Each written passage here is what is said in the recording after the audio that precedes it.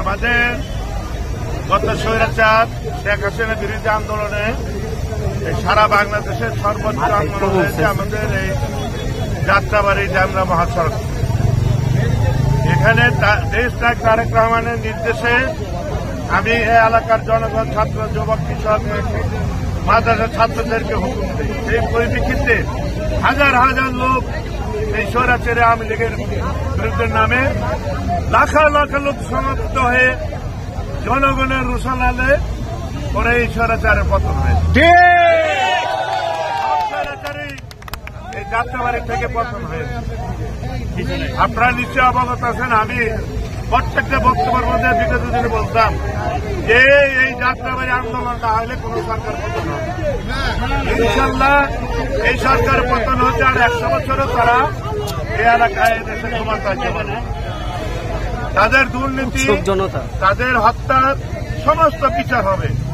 এলাকার যতটি হত্যাকাণ্ড হয়েছে সমস্ত হত্যাকাণ্ডের বিচার হবে এবং আওয়ামী লীগের নেতা কর্মীদের যারা এই এলাকার নেতৃত্ব দিচ্ছে সবাইকে আমরা আসামি করব।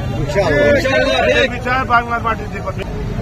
আমরা এখন শান্তিপূর্ণ মিছিল করতেছি যাতে আওয়ামী লীগের সন্ত্রাসীরা বিভিন্নভাবে বিভিন্ন কায়দায় আবার এই এলাকায় কোনো অশৃঙ্খল বা কোনো অপকর্ম না করতে পারে আমরা পাহারা দিচ্ছি। তাদেরকে আমরা পেলেই তাদের সন্ত্রাসীদের প্রত্যেকটা সন্ত্রাসীদের আমরা পুলিশের হাতে চালিয়ে যাব এবং আমাদের বিরুদ্ধে যে মিথ্যা মামলা এই সরকার করছে, দেশটিতে বেগম খালেদা জিয়া, তারেক রহমান সহ সমস্ত মামলা প্রত্যাহার করতে বলছে।